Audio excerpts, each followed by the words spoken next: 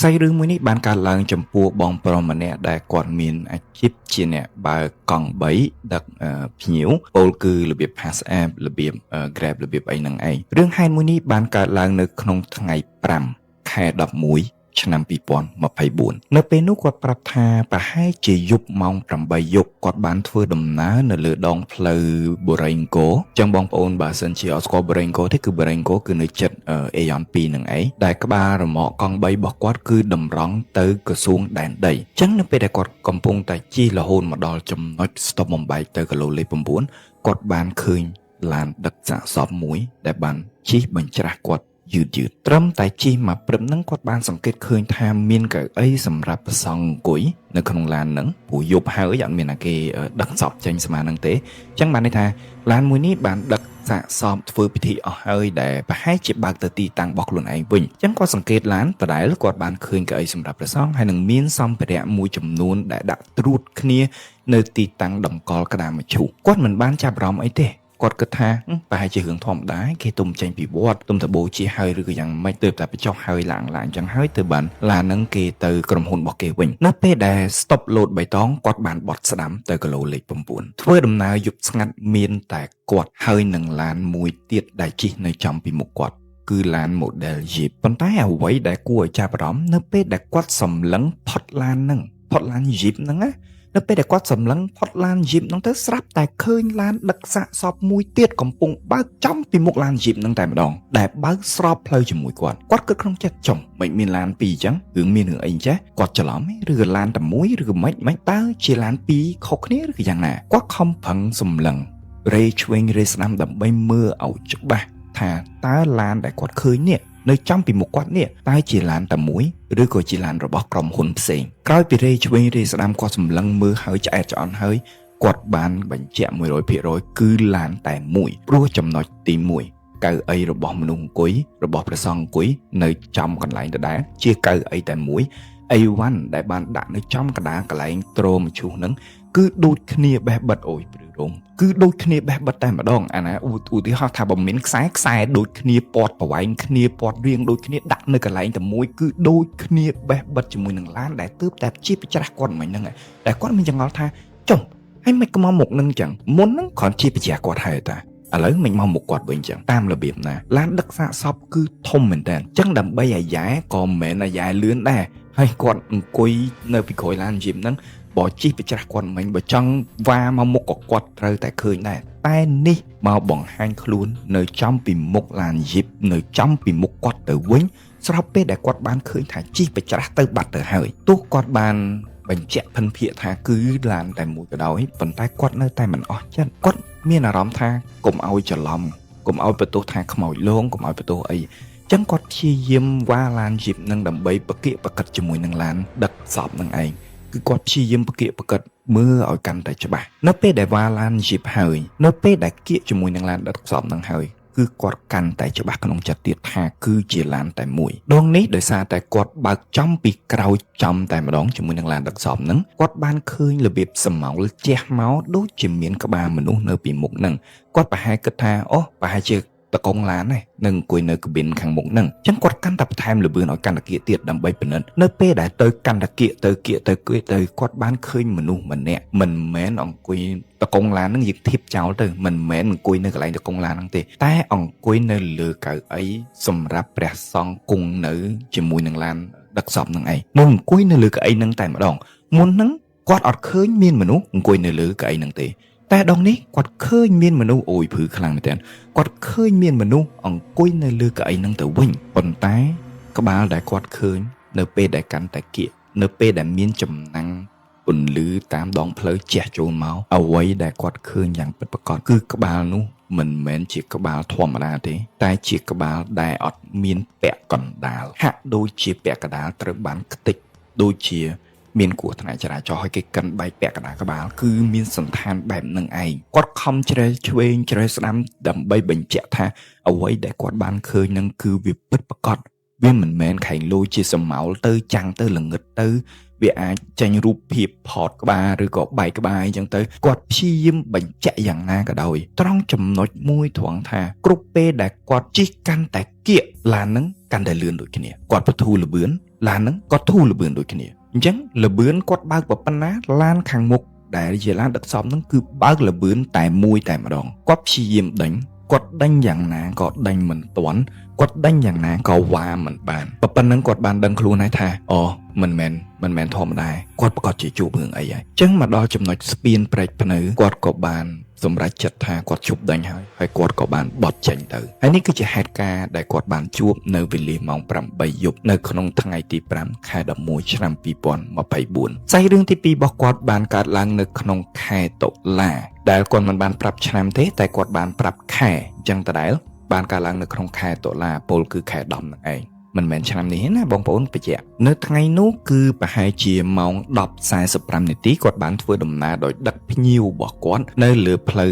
58P នៅម្ដុំផ្សារដីហុយនៅពេលដែលគាត់ជិះទៅគឺគាត់ត្រូវកាត់រោងបុណ្យសពមួយដែលជារោងបុណ្យសពថ្មីថ្មោងសួរថាហេតុអីបានគាត់ដឹងដោយសារតែគាត់ឧស្សាហ៍ជិះនៅលើផ្លូវហ្នឹងណាអញ្ចឹងកាលពីម្សិលមិញអីនេះគឺគាត់បានឃើញគេរៀបចំរោងបុណ្យសពនឹងបាត់ទៅហើយចៃដន្យអីថ្ងៃនេះដែលភ្ញៀវរបស់គាត់តម្រូវឲ្យគាត់បានបរជូនគាត់ទៅម្ដុំហ្នឹងក៏ត្រូវតម្រូវជិះកាត់នៅរោងបុណ្យសពហ្នឹងដែរអញ្ចឹងបញ្ជាក់នៅលើផ្លូវមួយហ្នឹងគឺមានរោងបុណ្យសពមួយនៅពេលដែលគាត់កំពុងតែធ្វើដំណើរមានបងប្រុសម្នាក់ដែលគាត់ប្រកបអាជីពដូចគ្នាពលគឺជាអ្នករត់កង់3ហ្នឹងបានបរនៅចំពីមុខរបស់គាត់ចឹងភិនភាគរបស់ Pass App ឬក៏កង់3ដែលនៅចំពីមុខគាត់គឺជ័រខាងក្រោយខ្នងដែលឲ្យមានខ្យល់ចេញចូលហ្នឹងនៅពីក្រោយខ្នងអ្នកធ្វើដំណើរហ្នឹងគឺអត់មានសំណាញ់គឺអត់មានអីទេគឺប្រឡោះប្រហោងតែម្ដងដែលគាត់អាចមើលធ្លុះរហូតដល់អ្នកបើករយៈចម្ងាយរវាងកង់3ខាងមុខនិងកង់3របស់គាត់គឺប្រហែលជា10 ម៉ែត្រនៅម៉ោងនោះ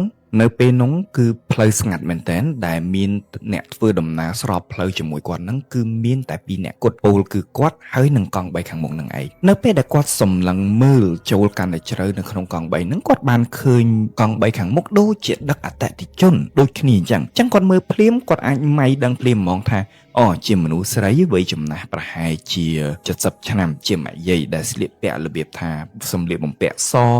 ដែលកំពុងធ្វើដំណើរដូចជាទៅរោងបុណ្យនឹងអញ្ចឹងព្រោះរោងបុណ្យដែលគាត់ដឹងថាមានហ្នឹងរោងបុណ្យសពហ្នឹងគឺនៅពីមុខគាត់ទៀតនៅខាងមុខហ្នឹងគឺជីតន្តិចទៀតគឺដល់ហ្នឹងហើយចឹងយោងទៅតាមសម្លៀកបំពាក់របស់ម៉ាយាយហ្នឹងដែលមានវ័យប្រហែលជា70ឆ្នាំហ្នឹងគឺគាត់ឃើញច្បាស់មែនទែនគឺសម្លៀកបំពាក់អ្នកចូលរួមបុណ្យសពនៅពេលដែលគាត់ជិះនៅបកកិននៅពីក្រោយប្រហែលជា10 ម៉ែត្រជាមួយនឹងកង់3ខាងមុខហ្នឹងគៀកដល់រោងបុណ្យកង់3មួយហ្នឹងបានវាយសញ្ញោមកខាងស្ដាំអែបដើម្បីឲ្យអតិថិជនចុះគាត់ឃើញបែបហ្នឹងព្រោះគាត់បានឃើញហើយថាអ្នកដែលជិះប្រើសេវារបស់បងប្រុសខាងមុខហ្នឹងគឺជាមនុស្សស្រីវ័យចំណាស់អាយុប្រហែលជា70ឆ្នាំដូច្នេះហើយគាត់ក៏បធូរលបឿន Pass App របស់គាត់ទុករបស់គាត់ម៉ូតូកង់3របស់គាត់ដែរខែងលោម៉ាក់យាយគាត់ចុះទៅគាត់កលាច់ទៅគាត់ដួលទៅមកខាងផ្លូវទៅមិនបានដឹងមិនបានប្រយ័ត្នហើយអត់បានឃើញថាមានកង់3នៅពីក្រោយអាចប៉ះទៅនាំតែមានរឿងសោកសៅកើតឡើងទេអញ្ចឹងគាត់ក៏សម្រេចចិត្តបធូរលបឿនស្របពេលដែលម៉ូតូកង់3ហ្នឹងកំពុងតែអែបគៀនចម្លែកត្រង់នេះបងប្អូនទាំងអស់គ្នានៅពេលដែលគាត់ប្រអងលបឿនហ្នឹងរយៈចម្ងាយ10 ម៉ែត្រហ្នឹងគាត់អត់ឃើញភ្ញៀវនឹងចុះមកគាត់អត់ឃើញម៉ាក់យាយនឹងចុះមកអញ្ចឹងហើយគាត់ក៏ចម្លែកក្នុងចិត្តគាត់បានបន្ថយលបឿនហ្នឹងឲ្យជាយឺតរហូតដល់ផុតកង់3ហ្នឹងអ្វីដែលគាត់ចាប់អារម្មណ៍កង់3នោះគឺមិនមានអ្នកដំណើរនោះទេម៉ាក់យាយដែលគាត់បានឃើញនឹងគឺមិនបានឃើញអង្គុយនៅកង់3ទេអញ្ចឹងហើយត្រង់ចំណុចនេះហើយមានន័យថាចេះគាត់គឺជាមនុស្សចាស់វ័យចំណាស់បើសិនជាគាត់ជិះ Pass App គាត់ចុះដោយក្នុងលក្ខខណ្ឌណាក៏ដោយគឺយើងត្រូវតែឃើញ 100% យោងទៅតាមលបឿននៃវ័យរបស់គាត់ដែលគាត់ត្រូវបោះជើងមួយត្រូវតោងត្រូវអីចង់មិនក៏ដោយគឺគាត់ត្រូវតែឃើញចុះចម្លែកត្រង់ថាគាត់មិនឃើញចុះតែជិះទៅហួសបែរជាងាកទៅមិនឃើញលោកយាយនោះទៅវិញហើយនេះគឺជាហេតុការណ៍ខ្លីមួយដែលគាត់បានជួបនៅក្នុងទីក្រុងភ្នំពេញដដែលនៅចំណុចផ្លូវលេខ 58P យ៉ាងម៉េចដែរបងប្អូនទាំងអស់គ្នាសម្រាប់សាច់រឿងរបស់បងដែលគាត់ប្រកបអាជីពជាអ្នករត់កង់3សង្ឃឹមថាបងប្អូនទាំងអស់គ្នាចូលចិត្តតោះយើងចូលដល់សាច់រឿងទី3រឿងរ៉ាវមួយនេះបានកើតឡើងចំពោះបងអូនស្រីម្នាក់ដែលគាត់អត់បានប្រាប់ថាគាត់អ្នកខេត្តណាទេអ្នកក្រុងណាទេអញ្ចឹងខ្ញុំមិនច្បាស់ដែរថា គាត់ជាអ្នកនៅខាងណាប៉ុន្តែសាច់រឿងដែលគាត់បានចែករំលែកនេះខ្ញុំគិតថាបងប្អូនទាំងអស់គ្នាក្រោយពីការស្ដាប់ហើយអាចពិចារណាបានថាតើកន្លែងណាដែលគួរប្រយ័ត្នកន្លែងណាដែលគួរសង្កេតបើសិនជាកើតដូចគ្នាតើបងប្អូនគួរធ្វើបែបណាហេតុការណ៍ដែលខ្ញុំទទួលបានពីគាត់នេះសម្រាប់ខ្ញុំផ្ទាល់ក៏មានភាពចម្លែកដូចគ្នាដែរដែលពិតជាឆាយាណាបងប្អូនទាំងអស់គ្នាតោះយើងចូលដល់សាច់រឿងតើមានរឿងអ្វីខ្លះដែលបានកើតឡើងចំពោះគាត់ថាអញ្ចេះពេលល្ងាចមួយគាត់បានដើរជាមួយមិត្តភ័ក្តិរបស់គាត់ដើរពីចំណុចមួយទៅផ្ទះរបស់គាត់វិញដែលនៅលើផ្លូវហ្នឹងគឺមានដើមអំពិលមួយដើមអំពិលទឹកមួយដែលធំមែនទែននៅពេលដែលគាត់ដើរនិយាយគ្នាលេងជជែកគ្នាលេងជាមួយមិត្តភ័ក្តិជជែកចុះជជែកឡើងក៏លេចមើលទៅក្រោមដើមអំពិលស្រាប់តែមានឃើញមនុស្សម្នាក់នៅឈរក្រោមដើមអំពិលនឹងតែម្ដងអូយព្រឺសបល់មែនតើឈរនៅក្រោមដើមអំពិលនឹងតែម្ដងកំពុងតែសម្លឹងមើលមុខគាត់ការសម្លឹងមើលមកកាន់គាត់មិនមែនជាការសម្លឹងធម្មតាតែជាការសម្លឹងបែបកំហឹងបន្តិចដូចរបៀបសម្លឹងគុំបន្តិចសម្លឹងហែងអត់រួចខ្លួនអារម្មណ៍មួយហ្នឹងសម្លឹងមើលមកគាត់អត់ដាក់ភ្នែកសោះនៅពេលដែលគាត់ដើរកាន់តែគៀកដើមអំពិលទាំងហ្នឹងទៅកាន់តែគៀកទៅគាត់ឃើញថាម្នាក់មួយហ្នឹងមានតែពាក់កណ្ដាលខ្លួនខាងលើទេមិនមាននោះឡើយពាក់កណ្ដាលខ្លួនខាងក្រោមមានន័យថាពីចំណុចផ្សិតទៅដល់ជើងគឺអត់មានទេដូចម្នាក់នឹងកំពុងតែដែតចឹងគាត់ក្រនតែឃើញភ្លាមគ្មានគិតយូរគ្មានគិតច្រើនគឺរត់តម្រង់ទៅផ្ទះតែម្ដងដាក់នៅក្នុងលបឿនដែលលឿនបំផុតរត់តម្រង់ទៅដល់ផ្ទះគាត់ភ័យខ្លាំងណាស់គាត់រន្ធត់ខ្លាំងណាស់ពួកគាត់មិនដែលជួបទេយើងថាខ្មោចតែម្ដងទៅគាត់មិនដែលជួបទេខ្មោចនឹងនោះមិនដែលឃើញសោះឡើយនេះគឺជាលើកទី1នៅក្នុងជីវិតរបស់គាត់ដែលគាត់បានឃើញស្ដែងនៅនឹងភ្នែកហើយនៅជាមួយមិត្តភ័ក្តិរបស់គាត់នៅល្ងាចឡើងមិនទាន់ទាំងអស់ពន្លឺផងគាត់ភ័យខ្លាំងពេកចឹងហើយគាត់ក៏ស្ទុះទៅងូតទឹកសម្អាតខ្លួនហើយគាត់ស្ទុះអត់ញ៉ាំបាយទេឡើងទៅគេងតែម្ដងនៅពេលដែលគាត់ឡើងទៅគេងក៏លំភួយនឹងនៅក្នុងយប់នឹងគាត់បានទទួលសុបិននិមិត្តមួយគាត់បានឃើញមនុស្សម្នាក់មកហៅគាត់ទៅផ្សារជាមួយគេហៅទៅផ្សាររបៀបមកមួយឯងមកឥឡូវទៅផ្សារជាមួយឯងទៅនៅពេលទៅដល់ចាំឲ្យនំញ៉ាំគាត់មិនដឹងថាហេតុអីបានព្រលឹងវិញ្ញាណរបស់គាត់នៅក្នុងសុបិនមួយហ្នឹងគ្រាន់តែឮគេថាមកបកដៃហៅគាត់ដើរទៅតាមគេគាត់អត់ដឹងគាត់ចង់ញ៉ាំនំហ្នឹងទេគាត់អត់ចង់ទេមិនក៏គេនិយាយថាមកផ្សារមួយគេមកចាំគេឲ្យនំញ៉ាំឮតែមួយម៉ាត់ហ្នឹងគឺគាត់ដើរទៅរុយទៅតាមគេដោយមិនដឹងខ្លួនដោយមិនអាចគ្រប់គ្រងខ្លួនឯងបានកំពុងតែដើរទៅរកអ្នកបកដៃនេះដើរទៅរកអ្នកបកដៃនឹងស្រាប់តែមានសម្លេងមួយទៀតស្រែកកាត់ពីក្រោយគាត់ហើយរបៀបថាទៅណាចង់ទៅណាហ្នឹងទៅមួយណាគេហ្នឹងហើយចេះតែដើរទៅតាមគេអញ្ចឹងមានអ្នកចាំនៅផ្ទះអ្នកផ្ទះចាំនៅផ្ទះទៅផ្ទះវិញឲ្យលឿនអត់មានទៅតាមគេអត់ស្គាល់គេផងចេះតែទៅមកវិញមកផ្ទះវិញត្រឹមតែប៉ុណ្្នឹងម្នាក់ដែលហៅគាត់ត្រឡប់ទៅផ្ទះវិញគឺទាញដៃគាត់ហើយរត់តម្រង់ទៅផ្ទះតែម្ដងហើយម្នាក់ហ្នឹងនៅតែសួរថាហែងស្គាល់គេដែរហ៊ានទៅតាមគេហ្នឹងគាត់អត់ដឹងខ្លួនថាហេតុអីបានគាត់ដើរទៅតាមគេគឺអត់ដឹងទេអត់ដឹងថាម្នាក់បកដៃហៅគាត់ទៅផ្សារហ្នឹងជាអ្នកណាគឺមិនដឹងតែប៉ុណ្្នឹងបានត្រឹមតែប៉ុណ្្នឹងគឺគាត់បានភ្ញាក់ឡើងពីដំណេកគាត់បានឃើញម៉ាក់របស់គាត់កំពុងតែដាស់គាត់នេះគឺជាហេតុការណ៍ទី1រំលងបានតាមរយៈទេស្រាប់តែគាត់ទទួលបានសុបិននិមិត្តនៅក្នុងយុគមួយទៀតតែដងនេះគឺមានលក្ខណៈរន្ធត់ខ្លាំងមែនទែនគាត់បានឃើញថាមានមនុស្សស្រីម្នាក់បានទៅហៅគាត់ទៅនៅជាមួយគេដែលគាត់មិនដែលស្គាល់មិនដឹងថាហេតុអីថាមកនៅជាមួយគេទៅពេលហ្នឹងគាត់អត់ព្រមទៅគាត់គវីក្បាលគាត់ថាអត់ទៅទេខ្ញុំនៅមួយប៉ាម៉ាក់ខ្ញុំរឿងអីខ្ញុំអត់ទៅខ្ញុំអត់ស្គាល់អ្នកឯងផងខ្ញុំអត់ស្គាល់មីងឯងផងហេតុអីបានមីងហៅខ្ញុំទៅនៅជាមួយចឹងស្រាប់តែម្នាក់ស្រីហ្នឹងអណ្ដែតមកគៀកគាត់មែនតើហើយមកខ្សឹបដាក់តិចគាត់ថាហែងចិត្តអស់ពេលហើយមួយម៉ាត់ហ្នឹងហែងចិត្តអស់ពេលហើយនៅក្នុងយល់សពហ្នឹងគាត់អត់ខ្លាចបែរជាមានចម្ងល់ថាហេតុអីខ្ញុំត្រូវអស់ពេលខ្ញុំនៅក្មេងចឹងអីហ្នឹងរឿងអីខ្ញុំត្រូវអស់ពេលខ្ញុំទុំអាយុប្រហែលហ្នឹងយ៉ាងខ្ញុំសល់ពេលច្រើនទៀតរំខ្ញុំដល់ពេលអានេះយើងគិតតាមបែបវិទ្យាសាស្ត្រណាធម្មតាយើងរស់នៅដល់60 70ឆ្នាំទៅអស់អាយុចឹងណាអញ្ចឹងគាត់នៅក្មេងហ្នឹងរឿងអីតែគាត់ស្លាប់បានត្រឹមតែប៉ុណ្្នឹងគាត់បានក្រោកពីដំណេកម្ដងទៀតហេតុការណ៍ដដែលគឺម្ដាយរបស់គាត់កំពុងតែដាស់គាត់អញ្ចឹងខ្ញុំគិតថាកន្លែងនេះគឺជាចំណុចដ៏ពិសេសមួយដែលម្ដាយរបស់គាត់គេហៅថាទឹកដោះម្ដាយថ្លៃគុណបុណ្យម្ដាយជួយណាដែលដាស់គាត់តន់ពេលរហូតទៅដល់2សុបិនទៅហើយនៅពេលដែលគាត់បើកភ្នែកមកឃើញម្ដាយគាត់ក៏សួរថាហើយមិនក៏ដេកយូរម៉េះភ្លឺហើយមកងើបឡើងមកធ្វើការមកឆាប់អីចឹងទៅគាត់ពេលប៉ុណ្ណឹងគាត់បានដឹងខ្លួនហើយគាត់បានប្រាប់ទៅម្ដាយគាត់ថាគាត់បានយល់សពអ្វីខ្លះមួយរយៈមុននេះគាត់បានយល់សពឃើញគេហៅគាត់ទៅផ្សារប៉ុន្តែមានគេជួយហ ហើយមិញហ្នឹងគាត់ទៅតែយកសពឃើញថាមានមនុស្សស្អីម្នាក់ហើយគាត់តែនៅជាមួយតែគាត់អត់ព្រមទៅទេម្ដាយគាត់គឺយល់ការមែនទែនត្រឹមតែប៉ុណ្្នឹងក៏យកគាត់ទៅស្រោចទឹកភ្លាមតែម្ដងនៅពេលដែលស្រោចទឹកហើយអ្វីបានស្ងប់ស្ងាត់មួយរយៈធំមិនយូរប៉ុន្មានគាត់ក៏ទទួលបានសុបិននិមិត្តមួយទៀតហើយសុបិននិមិត្តមួយនេះគឺសាហាវជាង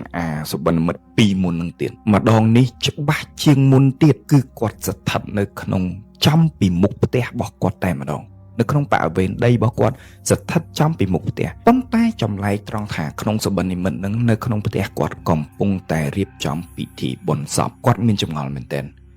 មិនក៏មានពិធីបុណ្យសពគាត់មើលទៅខាងក្នុងគាត់ឃើញក្តាមជុះមួយដែលកំពុងតែតម្កល់គាត់ក្នុងចិត្តថា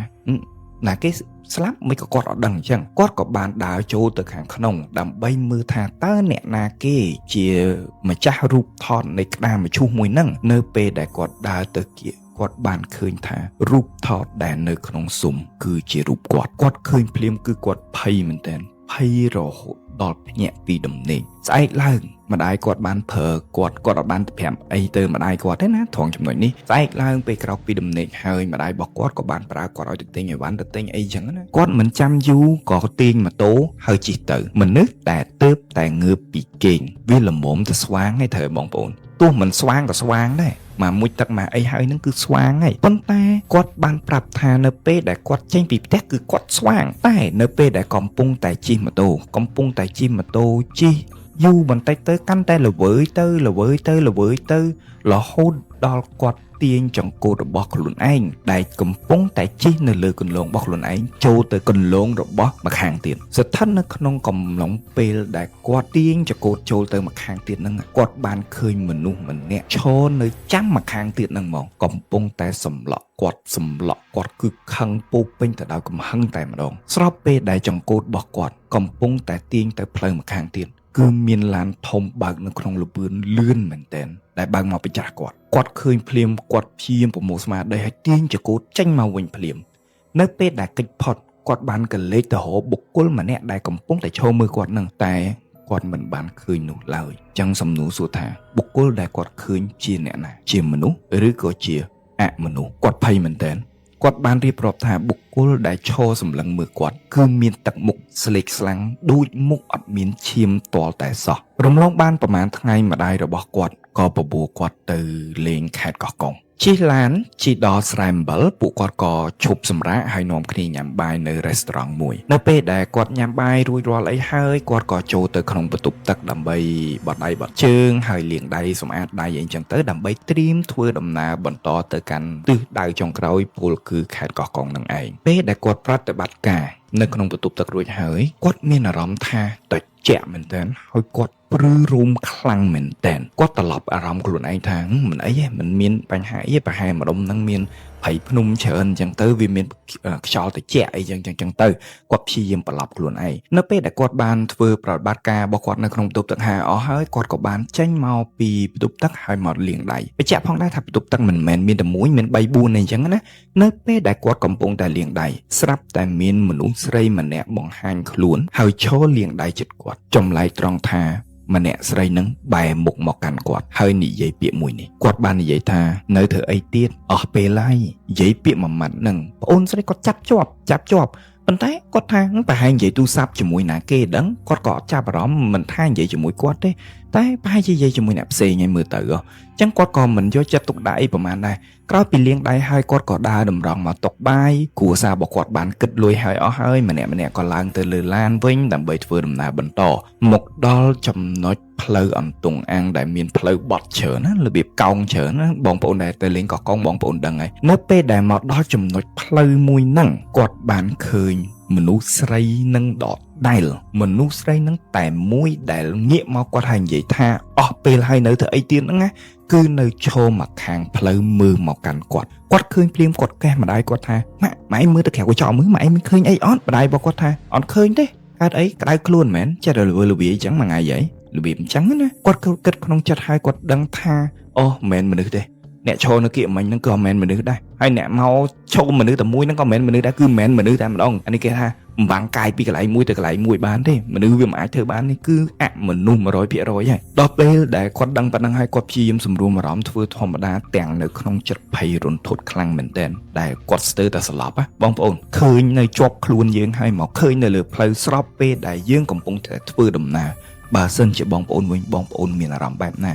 បើសិនជានៅផ្ទះអត់ទៅអុចហុចទៅអុចធូបហុចទៅរកកងម៉ាហុចទៅរកជានាងផ្ទះឲ្យជួយហុចទៅរកគ្រូបិទជាអីឲ្យជួយតែនេះនៅក្នុងឡាន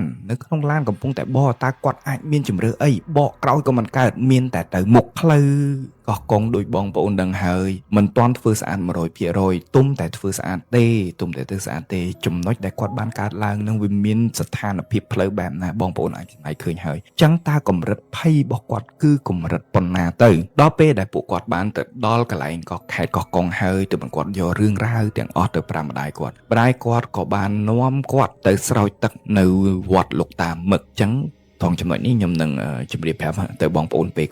ក្រោយនឹងម្លងបានបន្តិចទេប្រហែលជាមួយខែក្រោយមកគាត់ក៏ទទួលបានសុបិននិមិត្តមួយទៀតសុបិននិមិត្តមួយហ្នឹងគឺគាត់បានឃើញក្តាមមកជុះច្រើនមែនតើនៅលើផ្ទះគាត់តម្រង់ជួរតែម្ដងគាត់ភ័យគាត់ភ្ញាក់ពីដំណេកធ្លាក់ខ្លួនឈឺចូលពេទ្យរហូតដល់មួយសប្តាហ៍ទៅបន្ធូរស្រាលឡើងវិញខ្សែរឿងមួយនេះគាត់បញ្ចប់សាច់រឿងរបស់គាត់ត្រឹមតែប៉ុណ្ណឹងហើយសាច់រឿងមួយនេះក៏មិនទាន់ចប់នោះឡើយដែលមកដល់បច្ចុប្បន្នប្រហែលជាគាត់នៅតែបន្តជួបនៅបញ្ហាទាំងអស់នឹងដដែលទេអញ្ចឹងក្នុងករណីនឹងហើយដែលបងប្អូនទាំងអស់គ្នាត្រូវពិចារណាថាបើសិនជាបងប្អូនទាំងអស់គ្នាទទួលបានសុបិននិមិត្តប្លែក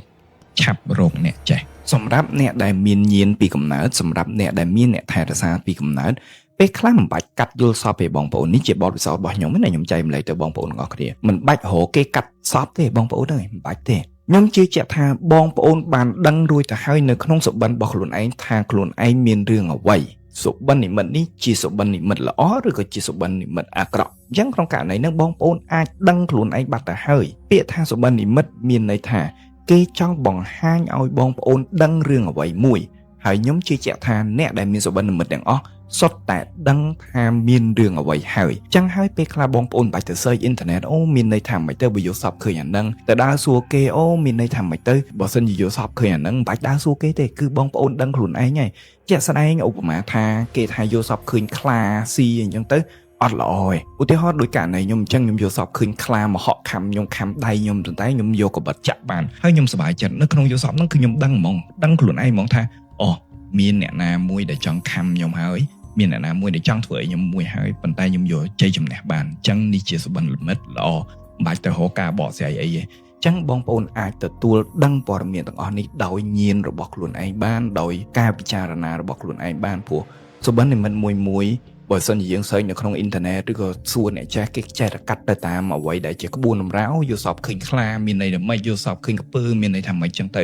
ប៉ុន្តែមានតែបុគ្គលខ្លួនឯងនោះទេដែលដឹងថាសុបិននិមិត្តមួយនោះគឺជាអ្វីយ៉ាងពិតប្រាកដបងប្អូនបានដឹងហើយថាចំណុចកើតហេតុវាប្រហាក់ប្រហែលជាមួយនឹងសាច់រឿងមួយដែលខ្ញុំបានលើកឡើងដែលគាត់ប្រឡងទី12ហើយឪពុកម្ដាយរបស់គាត់បានធ្វើដំណើរទៅក្នុងខេត្តកោះកុងនៅចំណុចផ្លូវទងអាំងដូចគ្នានឹងក៏មានគ្រោះថ្នាក់ហើយសាច់រឿងមួយនេះក៏មានប្រហាក់ប្រហែលគ្នាដែរដែលខ្ញុំអាចសន្និដ្ឋានថាប្រហាក់ប្រហែលជាមួយនឹងទីតាំងតែមួយជាមួយនឹងម្ចាស់សាច់រឿងកាលពីមុននឹងឯងអញ្ចឹងក្នុងករណីនឹងតដែលបងប្អូនសុបិននិមិត្តបើសិនជាបងប្អូនមានអារម្មណ៍អត់ល្អឆាប់រកអ្នកចេះលៀងឆាប់រកទៅស្រោចទឹកឆាប់ធ្វើបុណ្យដើម្បីរំដោះខ្លួនឯងឲ្យផុតពីចំណុចមួយហ្នឹងបន្ថែមពីលើនឹងទៀតបកទៅរឿងលោកតាមឹកអ្នកខេត្តកោះកុងសូមមេត្តាជួយបកស្រាយខ្ញុំផងបានទេថាពីប្រវត្តិរបស់លោកតាមឹកបើសិនជាខ្ញុំនិយាយអីខុសសូមមេត្តាកុំប្រកាន់លោកតាមឹកគឺជាលោកតាម្ចាស់សមុទ្រដែលគេពេញនិយមហើយគេមានជំនឿស័ក្តិសិទ្ធិខ្លាំងមែនទែននៅក្នុងតំបន់ខាងប៉ែកសមុទ្រជាពិសេសនៅក្នុងខេត្តកោះកុងតែម្ដងដែលគាត់មានអាស្រមខ្លួនឯងដែលមានវត្តមួយដែលមានគេហៅវត្តបាក់ខ្លងដូចជាអញ្ចឹងដែលមានរូបសំណាករបស់លោកតាមឹកប៉ុណ្ណានៃបែរទៅសមុទ្រអញ្ចឹងតួនាទីរបស់លោកតាមឹកតាមប្រជាជនខ្មែរអ្នកមានជំនឿជឿថាលោកតាមឹកគាត់មើលការសុវត្ថិភាពនៅដែនសមុទ្រអ្នកដែលប្រកបរបរខាងផ្នែកនេសាទនៅតាមដែនសមុទ្រគឺគាត់ជឿទៅលើលោកតាមឹកមែនតើ អ្នកដែលរស់នៅ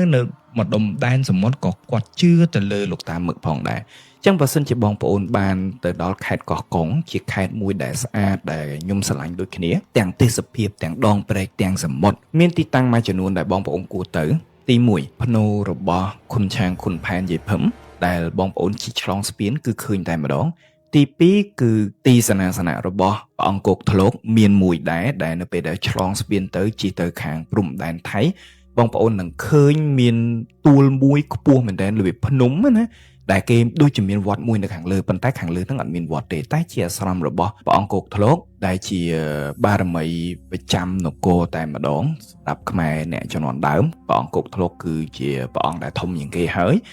នៅលើហ្នឹងក៏មានអាស្រមលោកយាយម៉ៅចុះមកខាងក្រោមតែបន្តិចគឺមានអាស្រមលោកតាមឹកនឹងឯងអញ្ចឹងក្នុងករណីហ្នឹងអ្នកខ្លះក៏គេថាលោកតាមឹកនឹងមានជាប់តាក់ទិនជាមួយនឹងលោកយាយម៉ៅកម្រិតណាក៏ខ្ញុំមិនដឹងអញ្ចឹងបើសិនជាបងប្អូនដឹងពីប្រវត្តិរបស់លោកតាមឹកដោយប្រការណាមួយសូមមេត្តារៀបរាប់នៅក្នុង comment នៅខាងក្រោមដដែលវិធីសាស្ត្របើសិនជាបងប្អូននេះជាទម្លាប់របស់ខ្ញុំចែករំលែកមួយទៀតថងថាបើសិនជាបងប្អូនធ្វើដំណើរទៅខេត្តណាមួយទៅតំបន់ណាមួយដែលបងប្អូនមិនដែលទៅសោះមិនស្គាល់ភូមិភាគមិនស្គាល់ភូមិឋានមិនដែលស្គាល់តែម្ដងហើយថ្មីស្រឡាងតែម្ដងនេះគឺជាវិធីសាស្ត្រដែលខ្ញុំតែងតែធ្វើខ្ញុំតែងតែដូរលុយក្រដាស100ឬក៏500ជាច្រើនសន្លឹកដាក់នៅជាប់នៅដៃរបស់ខ្ញុំផ្ទាល់តែម្ដងគ្រប់ពេលដែលខ្ញុំឆ្លងស្ពានខ្ញុំតែងតែបន់ផ្សងថាមិនថាស្ពានតូចឬស្ពានធំទេខ្ញុំបន់ផ្សងថាកូនចៅសូមធ្វើដំណើរដោយសុវត្ថិភាពសូមឲ្យខ្ញុំបានសុខទាំងទៅទាំងមកខ្ញុំបើកកញ្ចក់ឡានខ្ញុំបោះលុយចេញទៅស្ពានមានប្រហែលខ្ញុំបោះប៉ុណ្ណឹងមិនថាកូនស្ពានឬមិនថាស្ពានធំទេសម្រាប់ទីតាំងដែលខ្ញុំមិនដែលទៅដល់បានន័យថាខ្ញុំមិនដែលទៅឧទាហរណ៍ថាខេត្តកំពង់របស់សិនជាខេត្តកោះកុងជាលើកទី1ដែលខ្ញុំទៅគឺខ្ញុំធ្វើអញ្ចឹងតែម្ដងអញ្ចឹងក្នុងករណីនេះវាជួយសម្រួលដែរដែលខ្ញុំសម្រាប់ខ្ញុំតែម្ដងខ្ញុំធ្វើដំណើរទៅតំបន់ព្រៃភ្នំក្តីតំបន់ឆ្ងាយដែលមានកាត់ស្ពានកាត់ទឹកក្តីតែងតែធ្វើបែបហ្នឹងលើកដៃសុំគេគឺខ្ញុំមិនដែលជួបមានបញ្ហាអីទេនៅតាមដងផ្លូវគឺខ្ញុំធ្វើដំណើរទាំងទៅទាំងមកគឺមានសុវត្ថិភាពអញ្ចឹងនេះគឺជាចំណុចមួយដែលបងប្អូនអាចសិក្សាបានហើយមួយរយៈក្រោយនេះខ្ញុំបានឃើញវីដេអូដែលគេ share ឡើងចង់ viral ដែរដែលតាក់ទិនអំពីរឿងការសុំបាតដៃបាតជើងឲ្យពុកម្ដាយខ្ញុំថាជាការប្រពៃខ្ញុំឃើញហើយខ្ញុំសប្បាយចិត្តមែនទែនទីបំផុតមានអ្នកធ្វើហើយបងប្អូនសុំឲ្យហើយទៅតន់មានពេលអត់មានអីពិបាកទេមនុស្សប្រុសគឺប្រកាន់ខាងស្ដាំមនុស្សស្រីគឺប្រកាន់ខាងឆ្វេងអញ្ចឹងយកបាតជើងឬក៏បាតដៃរបស់ឪពុកម្ដាយយកទាំងអស់ទៅបើឪពុកយកខាងស្ដាំយកម្ដាយយកខាងឆ្វេងទៅរក្សាទុកទៅវាល្អពេកទៅហើយវាគ្មានអធិណាយន់ណាដែលខ្លាំងជាងបាតដៃបាតជើងរបស់ឪពុកម្ដាយទេហើយមាន fan មួយចំនួនគាត់បានសួរថាចុះបើយកទាំងសងខាងបានអត់វាកាន់តែល្អទៅទៀតហើយឲ្យតែយកបានដាក់នៅក្នុងកណាត់មកផ្ទាំងទៅហើយយើងបត់ទៅឲ្យដឹងថាអូនេះបាតដៃបាតជើងរបស់ឪពុកហើយនេះបាតដៃបាតជើងរបស់ម្ដាយទាំងសងខាងវាពិសេសវិសាលហ្មងណាព្រោះអត់មានព្រះណាមកបង្កើតយើងទេបងប្អូនគឺឪពុកម្ដាយរបស់យើងជាអ្នកបង្កើតយើងអញ្ចឹង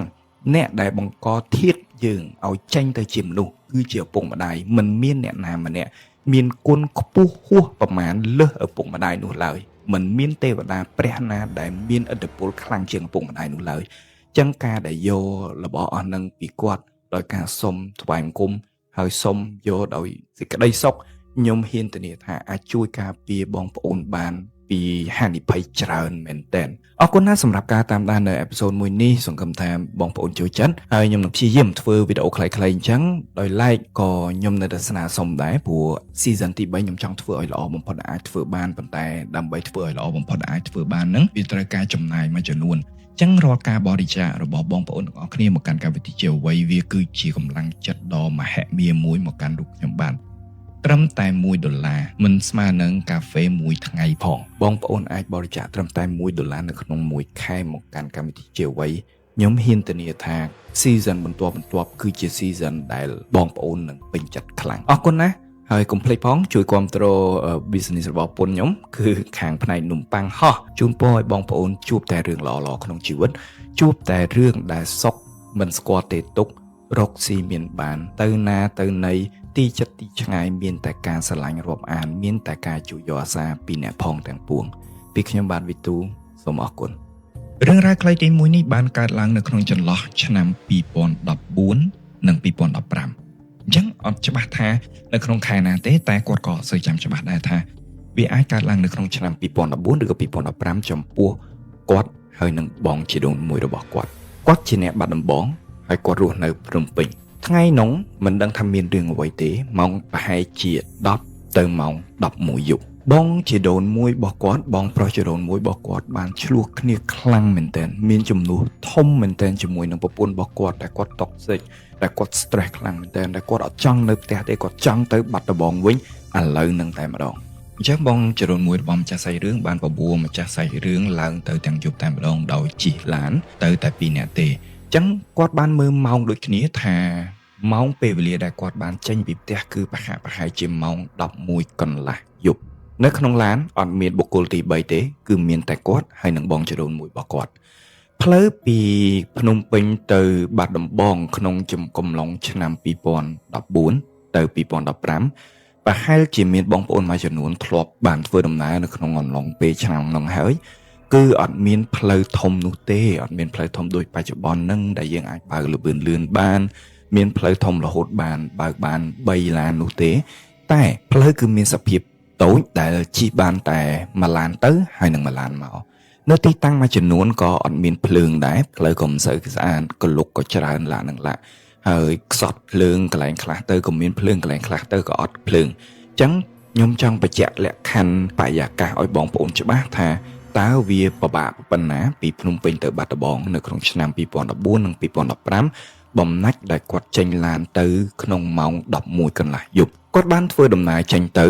រហូតដល់ចំណុចមួយដែលហួសខេត្តកំពង់ឆ្នាំងអញ្ចឹងផុតពីកំពង់ឆ្នាំងគឺចូលដល់ពោធិ៍សាត់ហើយអញ្ចឹងហួសបានកំពង់ឆ្នាំងតែបន្តិចទេ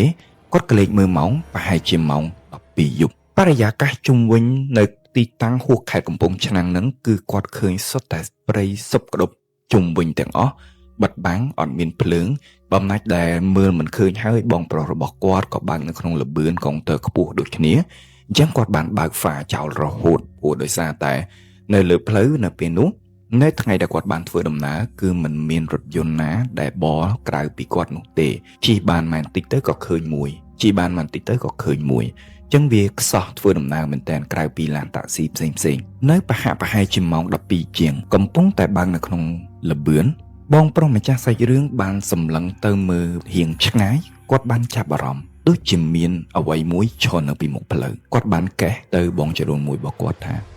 បងឯងមានឃើញអីអត់នៅមុខហ្នឹងបងប្រុសរបស់គាត់ព្យាយាមចង់ភ្នែករបស់គាត់ដើម្បីសម្លឹងប្រឹងសម្លឹងទៅមុខថាតើអ្វីទៅដែលគាត់កំពុងតែឃើញពេលហ្នឹងពីរអ្នករបស់គាត់មើលប្រឹងហើយគាត់បានមើលយ៉ាងច្បាស់ហើយគាត់ក៏បាននិយាយគ្នាថាអូមនុស្សស្រីមានមនុស្សស្រីម្នាក់កំពុងតែឈរនៅគៀនផ្លូវភិនភាគគឺជាមនុស្សស្រីដែលស្លៀករូបសពីលើដល់ចុងជើងបញ្ជាក់អូយពងនិយាយក៏ភឺហុំនេះបងម្ចាស់សាច់រឿងក៏គាត់ឃើញភិនភាគតែមួយបងចរូនមួយរបស់គាត់ក៏ឃើញភិនភាគដូចគ្នាតែម្ដងគាត់បានសួរបញ្ជាក់គ្នាទៅថាបងឯងមានឃើញច្បាស់អត់ថាមនុស្សស្រីគាត់ថាឃើញមនុស្សស្រីស្លៀករូបសបងប្រុសម្ចាស់សាច់រឿងនេះក៏គាត់ថាដែរអូខ្ញុំក៏ឃើញអញ្ចឹងដែរបងខ្ញុំក៏ឃើញអញ្ចឹងដែរយ៉ាងហើយគាត់ក៏បានប្រាប់ទៅបងប្រុសថាបងប្រុសបងឯងជួយប្រយ័ត្នប្រយែងតិចណាប្រយ័ត្នប្រយែងមែនតើខ្លាចមានរឿងអ្វីផ្លូវស្ងាត់ផងមិនដឹងថាអ្នកណាតែចិត្តមួយក៏គាត់ចម្លែកដែរថាហេតុអ្វីបានជាមានមនុស្សមកឈរនៅទីតាំងហ្នឹងដែលនៅរៀងឆ្ងាយចេញពីភូមិហើយឥឡូវនេះគឺម៉ោង12អ្នកណាក៏តនេមកឈរនៅលើផ្លូវជាមនុស្សស្រីទៀតអត់ខ្លាចគេចាំលោកអត់ខ្លាចគេប្លន់ឬក៏អត់ខ្លាចគេអីទេអីបំណាច់ក្នុងលក្ខខណ្ឌណាក៏ដោយគាត់ក៏មានការប្រុងប្រយ័ត្នដែរព្រោះសម័យការជំនាន់នោះក៏មានការគប់កញ្ចក់ឡានមានការបោកបិឆោតមានការគប់ពងមាន់គប់អីចឹងទៅដែលធ្វើឲ្យអ្នកបើកបរហ្នឹងត្រូវវេចកោឬក៏ឈប់ហើយពួកជនខិលខូចហ្នឹងគាត់ធ្វើប្រតិបត្តិកម្មរបស់គាត់នៅពេលដែលម្ចាស់យានយន្តហ្នឹងចោះចិត្តក្នុងករណីហ្នឹងគាត់មានការប្រុងប្រយ័ត្នខ្ពស់មែនទែនបើកាន់តែគៀកទៅប្រហែលជា100ទៅ200ម៉ែត្រគាត់កាន់តែឃើញច្បាស់ពិតប្រាកដ 100% គឺជាមនុស្សស្រីគាត់បានកេះទៅបងចរូនមួយរបស់គាត់ថាបងមនុស្សស្រីបងប្រុសរបស់គាត់សម្លឹងកាន់តែយូរទៅហើយបានឆ្លើយថាអូនណាដូចមិនមែនមនុស្សទេអូនមិនដឹងថាហេតុអ្វីបានបងប្រុសរបស់គាត់ហ៊ានសន្មតថាមិនមែនមនុស្សតើបងប្រុសគាត់បានឃើញអីមិនមានស្រមោលមិនមានជើងឬក៏ទម្រង់រូបរាងខុសទាស់កន្លែងណាគាត់ក៏អត់បានដឹងប្រធានបទមួយនឹងក្រោយមកក៏អត់បានពិភាក្សាត្រឹមតែដឹងថាបងប្រុសគាត់បានប្រាប់គាត់ថាមិនមែនជាមនុស្សទេអូនគាត់បានប្រាប់ថាបងប្រុសរបស់គាត់បានប្រាប់គាត់ថាប បងប្រុសគាត់បានត្រៀមចិត្តរួចហើយមនុស្សឬមិនមនុស្សស្អីក៏ដោយស្អីគឺជាស្អីក៏ដោយគឺគាត់សម្រេចចិត្តថាបុកយោងទៅតាមអ្វីដែលខ្ញុំបានបញ្ជាក់ខាងលើថាស្មាលនេះហើយមានមនុស្សណាមកឈរនៅកន្លែងហ្នឹងហើយជាតំបន់ដែលដាច់ស្រយាលដែលតំបន់ស្ងាត់អត់មានភ្លើងហេតុអ្វីបានមានមនុស្សនៅឈរកន្លែងហ្នឹងអញ្ចឹងក្នុងករណីហ្នឹងគាត់អត់មានបានបន្ធូរលឿនទេដៃរបស់គាត់គឺកាន់ចង្កូតនឹងមែនតែនគឺកាន់ឡើងតឹងតែម្ដងហើយគាត់ជន់សម្រុកជន់យកមកទៅហឹងជីកាន់តែគៀកដល់ស្រាប់តែឃើញម្នាក់ស្រីមួយនឹងបានលើកអូយព្រឺខ្លាំងមែនតើបានលើកដៃមកអារបៀបថាខ្ញុំសុំទៅផងណាគាត់បានលើកដៃស្កាត់ឡាននៅពេលដែលលើកដៃហ្នឹងទាំងពីរអ្នកឃើញប៉ុន្តែចម្លែកត្រង់ចំណុចមួយដៃហ្នឹងវាលូតវែងទៅរហូតដល់ផុតចង់ផុតពាក់កណ្ដាលផ្លូវមកបិទចង់ស្ទើរតែបិទផ្លូវទៅហើយបងប្អូនអញ្ចឹងត្រង់ចំណុចហ្នឹងបងគាត់និយាយអត់ខុសទេវាមិនអាចជាមនុស្សបានទេមនុស្សណាអាចបលូតដៃបានតែនេះគាត់ឃើញទាំងពីរអ្នកបើឃើញម្នាក់មិនថាទេតែឃើញទាំងពីរអ្នកបលូតដៃឡើងចង់ហួសពាក់កណ្ដាលផ្លូវបាត់ទៅហើយបងប្រុសរបស់គាត់តាំងចិត្តកាន់ចង្កូតយ៉ាងមាំហើយជន់លបឿនខ្លាំងមែនទែននៅពេលតែទៅដល់ម្នាក់ស្រីនឹងគឺបុកលឺសូរតាភឹសជាសំឡេងដូចជាបុកសាច់មនុស្សពិតប្រាកដមែនទែនអញ្ចឹងណាប៉ុន្តែនៅពេលដែលបុកនឹងបងប្រុសម្ចាស់សាច់រឿងបានកលេចទៅក្រោយហើយគាត់មិនឃើញសោះឡើយមនុស្សបើសិនជាបុកប៉ះចំមនុស្សមែនច្បាស់ណាស់ប្រកាសជាមានលំមៀលមានសំឡេងអីផ្សេងដែលបង្កហេតុមួយឲ្យយើងដឹងថាយើងបុកចំមនុស្សហើយប៉ុន្តែសំឡេងដែលបានបង្កឡើងត្រឹមតែជាការបុកចំមនុស្សជាមួយនឹងឡានណាមិនមានឮសំឡេងលំមៀលមិនមានឮសំឡេងស្រែកអីទាំងអស់គឺបុកភុះបងប្រុសបានងាកទៅក្រោយស្អីក៏អត់មានសូម្បីតែមែកឈើមួយហើយនេះហើយគឺជាសាច់រឿងរបស់គាត់តើបងប្អូនយល់យ៉ាងណាដែរខ្ញុំនិយាយសាច់រឿងនេះខ្ញុំភឺឡើង2-3ដងហើយពួកខ្ញុំបានឃើញទស្សនវិជ្ជាដូចម្នាក់នឹងកំពុងតែឈរនៅចំពីមុខដូចខ្ញុំកំពុងតែកាន់ចង្កូតឡាននឹងអញ្ចឹងសង្ឃឹមថាបងប្អូនទាំងអស់គ្នាចូលចិត្ត